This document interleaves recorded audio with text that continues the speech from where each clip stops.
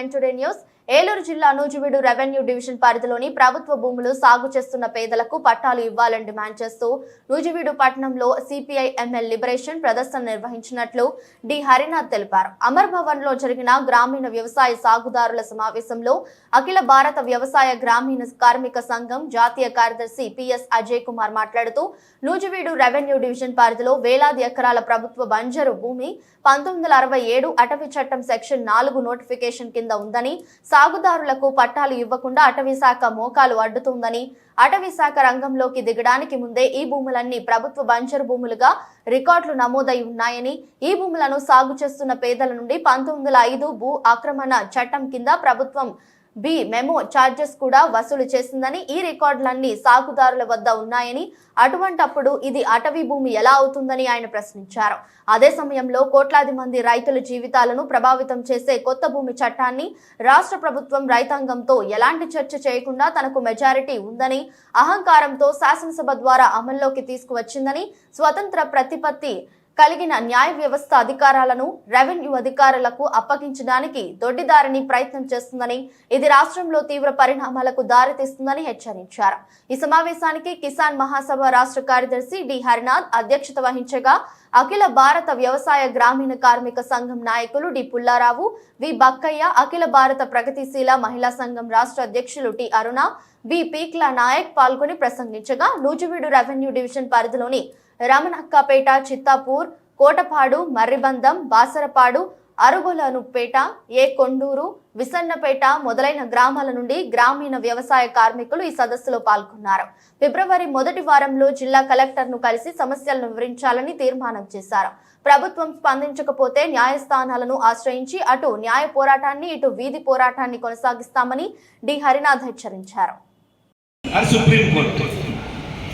Supreme court అడవులు తక్కువైపోతున్నాయని చెప్పి తాను స్వయంగా మానిటరింగ్ చేస్తూ ఉంటారు.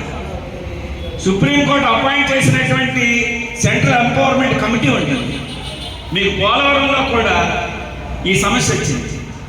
10,000 ఎకరాల అటవీ భూమి మునిగిపోతుందని అన్నప్పుడు ఫారెస్ట్ సెంట్రల్ క్లియరెన్సే కాదు, సుప్రీంకోర్టు పంపించిన కమిటీ కూడా వచ్చి ఎంక్వైరీ చేసిందంట.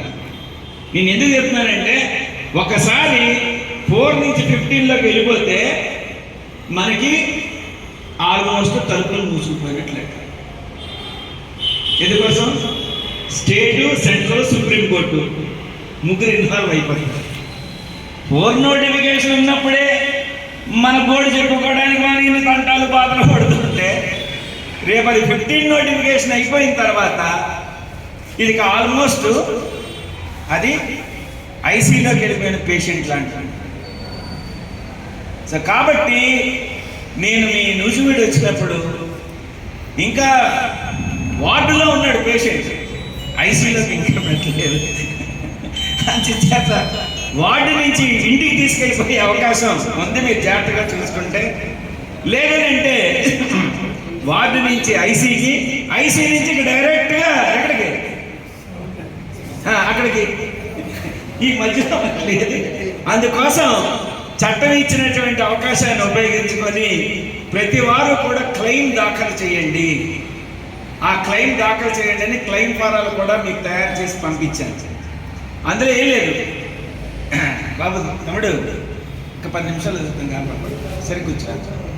సింపుల్, ఏం లేదు, పలానా దాంట్లో మీరు 4 నోటిఫికేషన్ ఇచ్చారు, పలానా సంవత్సరాలు ఇచ్చారు, కానీ అంతకు ముందు నుంచి ఈ 2 ఎకరాల్లో నేను ఉన్నాను, నా ఇల్లు ఉంది, నా పొల్లు ఉంది, నా జీడి తోట ఉంది, నా బోర్ ఉంది, ఏదో ఒక క్లెయిమ్ ఫారా ఇచ్చి మీరు ఎంక్వైరీ చేసి 4 నోటిఫికేషన్ నుంచి మినహాయించండి అని క్లెయిమ్ ఫారాలు ఇవ్వమనంటే మొత్తానికి మన వాళ్ళు ఇచ్చారు. ఇచ్చినట్టుగా రసీదులు కూడా తీసుకున్నారు. దానిపైన ఫారెస్ట్ డిపార్ట్మెంట్ మధ్యలో communication, DFO to ranger, ranger to DFO, DFO నుంచి ఆర్డీఓ, ఆర్డీఓ నుంచి రేంజర్కి మధ్యలో కమ్యూనికేషన్స్ జరిగాయి. అవి కూడా తీసుకున్నారు. అయితే మధ్యలో మన మన వాళ్ళ పరిస్థితి ఎలా ఉంటుందని అంటే నేను మీ ఊరి గురించి చెప్పట్లేదు, మా ఊరి గురించి. మధ్యలో ఎవడొస్తారు, అన్నీ కాయకాలు గీకాలి, ఎమ్మెల్యే మనోడు రా, మినిస్టర్ మనోడు రా, ఫోన్ కొట్టించేద్దాం. గొప్ప చెప్పులు ఎగిరిలా తిప్పించి అరిచేత జెండాలు ఇచ్చి మీరే సంవత్సరం అక్కర్లేదు, మీకు ఇంత విసరు బాధలేదు, ఇళ్ళ మీరు ఎలా ఉండండి, ఫోన్ కొట్టించేద్దాం, కలర్తో చెప్పించేద్దాం. జనరల్గా ప్రజలకి అవి నచ్చుతాయి. మనం కష్టపడాలి, వెళ్ళాలి, విజయవాడ సెటిల్మెంట్ కోర్టుకి వెళ్ళాలి, సెటిల్మెంట్ కోర్టుకి వెళ్ళాలి, ఫైట్ చెయ్యాలి, కలెక్టర్ని కలవాలి అని అంటే అనుకోండి, అంత ఎమ్మెల్యేతో చెప్పించేద్దాం, మినిస్టర్తో చెప్పిద్దాం. జగన్ బాబు పక్కన ఉంటాడు మనోడు, ఆడు శివులే చెప్పేస్తాడు, వీడాడికి ఫోన్ చేసేస్తాడు. జనరల్గా జనం అలా నమ్ముతుంటాను, ఏం చెప్తాం, మనం అలా అబద్ధాలు చెప్పలేము. ఇవి ఫ్యాక్ట్ మాకు తెలిసినవి, అవి మీకు చెప్తాం. ఈ పద్ధతిలో వెళ్ళండి. ఫస్ట్ ఏమో కన్ను వేయండి, తర్వాత 2 వేయండి, తర్వాత అష్ట వేయండి, తర్వాత చెమ్మ వేయండి, మీ పంట పండుతుంది అని అంటాం. అప్పుడు వరకు ఎవడరా మనోడు ఉన్నాడు రా మనోడు అని చెప్తూ ఉంటారు.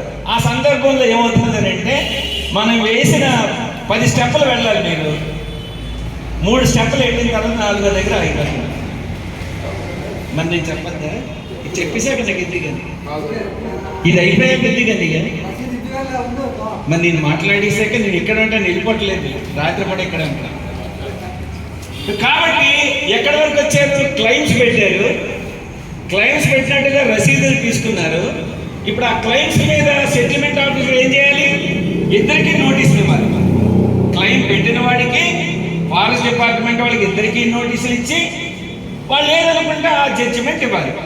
అక్కడ ఆగిపోయింది బండి, అక్కడ ఆగిపోయింది. అది జరగలేదు. లక్కీగా ఇంకా 15 నోటిఫికేషన్ అయినట్టు లేదు మీ దగ్గర, అందుచేత అవ్వలేదు. అది ఒక రకంగా మీకు లక్. ఇంకా ఐసీలోకి వెళ్ళదు పేషెంట్, వార్డులో ఇప్పటికైనా సరే మీరు,